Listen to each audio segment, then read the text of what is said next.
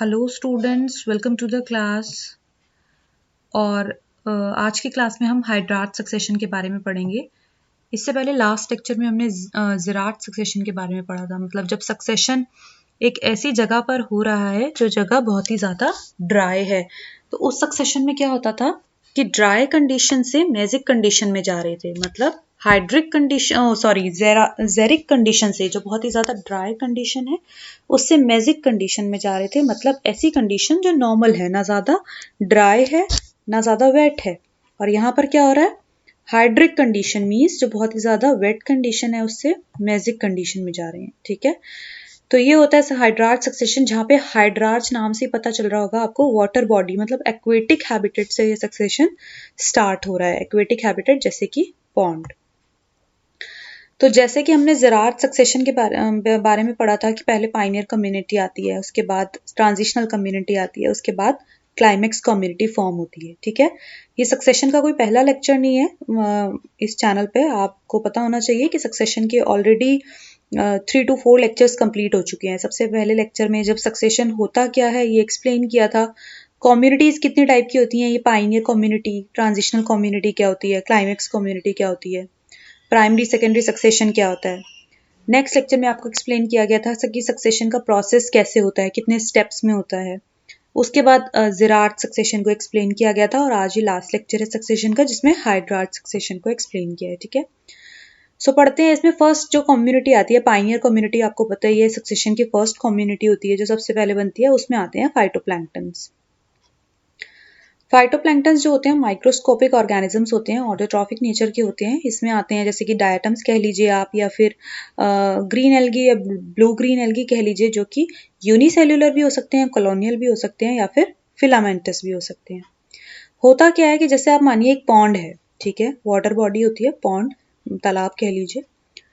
तो ये जो फाइटोप्लैंक्टन्स होते हैं, इनके ना स्पोर्स जो होते हैं, आपको पता होगा स्पोर्स क्या होते हैं, वेजिटेटिव जो रिप्रोडक्टिव मेथड में यूज होते हैं। ये किसी विंड के थ्रू या किसी एनिमल के थ्रू जो है पॉन्ड में चले जाते हैं। जब ये पॉन्ड में जाएंगे, वहां पे जर्मिनेट करेंगे, वहां पर क्या होगा, फाइटोप्लैंक्टन्स की पॉपुलेशन आने लगेगी। ठीक है, तो वही जो है पॉन्ड में पहली कम्युनिटी बनेगी, पाइनियर कम्युनिटी। वो फाइटोप्लैंक्टन्स वहां पर मल्टीप्लाई करते रहेंगे। तो एक टाइम आएगा जब पॉन्ड में बहुत सारे फाइटोप्लैंक्टन्स हो जाएंगे। जब पॉन्ड में बहुत सारे फाइटोप्लैंक्टन्स हो जाएंगे, तो फाइटोप्लैंक्टन्स के ऊपर कोई फीड करने वाला भी आना चाहिए, क्योंकि ऐसे तो फाइटोप्लैंक्टन्स वहां पर बढ़ते चले जाएंगे। तो फाइनली एक टाइम पे आएगा कि जू प्लैंक्टन्स वहां पर आ जाएंगे, क्योंकि जू प्लैंक्टन्स जो होते हैं फाइटोप्लैंक्टन्स के ऊपर फीड करते हैं, है ना। जू प्लैंक्टन्स जो होते हैं वो फीड करेंगे फाइटोप्लैंक्टन्स के ऊपर। उसके बाद क्या होगा कि फाइटोप्लैंक्टन्स की जब डेथ होगी, तो इनकी डेथ और डिकेइंग की वजह से जो ऑर्गेनिक मैटर आएगा, वो पॉन्ड के जो सबसे नीचे सरफेस पे थोड़ी सी क्ले प्रेजेंट होगी, सिल्ट प्रेजेंट होगा, उसके साथ मिक्स हो जाएगा और सॉफ्ट मड का फॉर्मेशन करेगा। गीली सी वेट सी जो है सॉफ्ट मिट्टी थोड़ी सी वहां पर बनने लगेगी। ठीक है, जैसे हम पढ़ रहे थे सॉइल कैसे बन रही थी ना ज़िरात सक्सेशन में साथ के साथ, तो ऐसे ही यहाँ पर सॉफ्ट मड का फॉर्मेशन होने लगेगा। जब मड आ गई, इसका मतलब है अब यहाँ पर नेक्स्ट स्टेज आ सकती है, मतलब जू प्लैंक्टन से आगे वाली स्टेज। अब आती है ट्रांजिशनल कम्युनिटीज, क्योंकि फर्स्ट स्टेज तो कंप्लीट हो गई जिसमें प्लैंक्टन्स थे। ट्रांजिशनल कम्युनिटीज आपको पता है कोई एक नहीं होती, क्योंकि अब हमें फाइनली ट्रांजिशनल कम्युनिटीज के बाद क्लाइमेक्स कम्युनिटी को पकड़ना है, तो यहाँ पर कोई एक स्टेप नहीं होगा, यहाँ पर बहुत सारी कम्युनिटीज आती हैं। फर्स्ट कम्युनिटी आएगी सबमर्ज्ड प्लांट स्टेज की। ऐसी फर्स्ट मतलब डिफरेंट स्टेजेस आती हैं ना ट्रांजिशनल कम्युनिटीज में। तो पहली स्टेज जो है वो सबमर्ज्ड प्लांट स्टेज है, जिसमें कि क्या होगा, नाम से पता लग रहा है सबमर्ज्ड, मतलब जो प्लांट्स होंगे वो पानी के अंदर डूबे रहेंगे।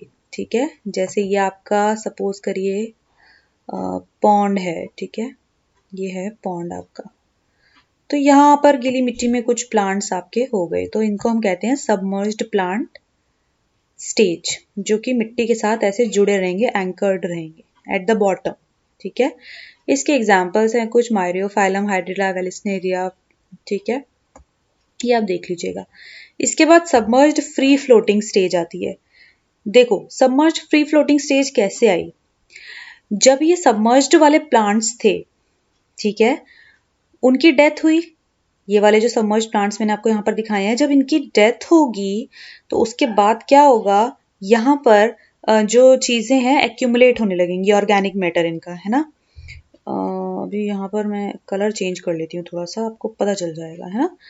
यही वाले प्लांट्स की जब डेथ हुई तो इनका ऑर्गेनिक मैटर आके मिट्टी से सिल से मिला और यहाँ पर एक उन्होंने एक सपोज करो एक लेयर और बढ़ गई, क्योंकि ऑर्गेनिक मैटर इनका जब इनकी डेथ होगी तो इनका जो ऑर्गेनिक मैटर होगा कहाँ जाएगा, सॉइल से मिलके यहीं पे रहेगा।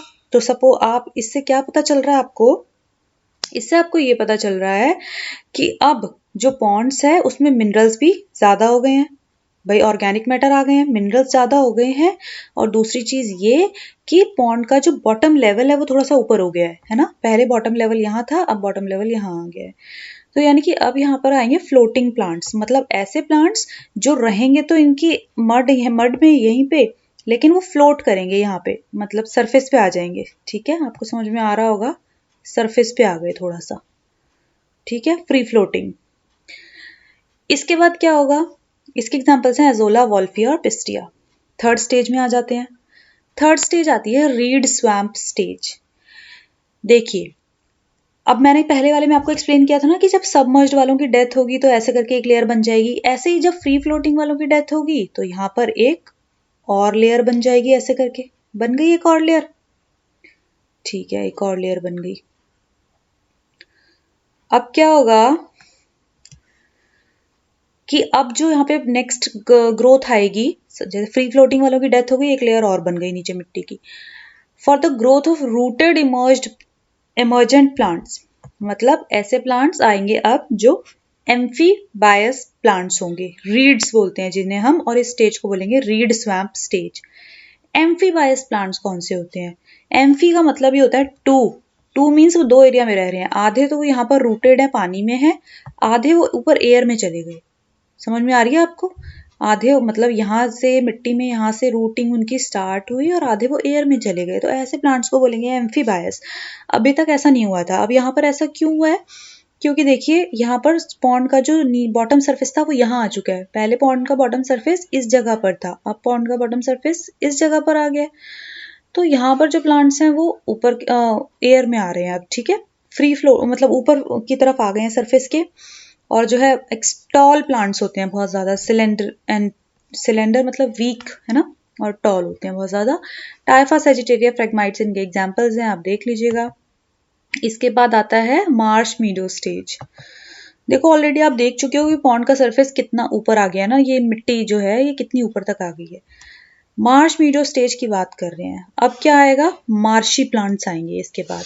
जो रीड्स आए थे, जो एम्फीबियस प्लांट्स आए थे, इसके बाद मार्शी प्लांट्स, आपको पता होना चाहिए। मार्शी प्लांट्स कौन से होते हैं, जो मार्शी एरिया में है। मार्शी एरिया मतलब, मार्शी एरिया उसको कहते हैं जैसे ग्राउंड है वो वाटर लॉक्ड है, समझ लीजिए आप, ये ग्राउंड का एरिया है, यहाँ पे बहुत सारा वाटर है, मिट्टी पूरी तरीके से वेट है, गीली है, तो उसको बोलते हैं मार्शी एरिया, है ना। लैंड जिसमें एकदम वेट सॉइल है, मतलब मिट्टी जो है बिल्कुल गीली है, सॉफ्ट मड आप कह लीजिए, वो है वहां पर, ठीक है। तो अब ऐसे प्लांट्स आएंगे, कैसे आएंगे, जो रीड स्वैम्प वाले प्लांट्स थे, ये वाली जो हमारी स्टेज थी रीड स्वैम्प वाली स्टेज, अब इनकी डेथ की वजह से इनका ऑर्गेनिक मैटर आया, जब फ्लोटिंग वाले की भी डेथ हुई थी उनका भी ऑर्गेनिक मैटर आया था।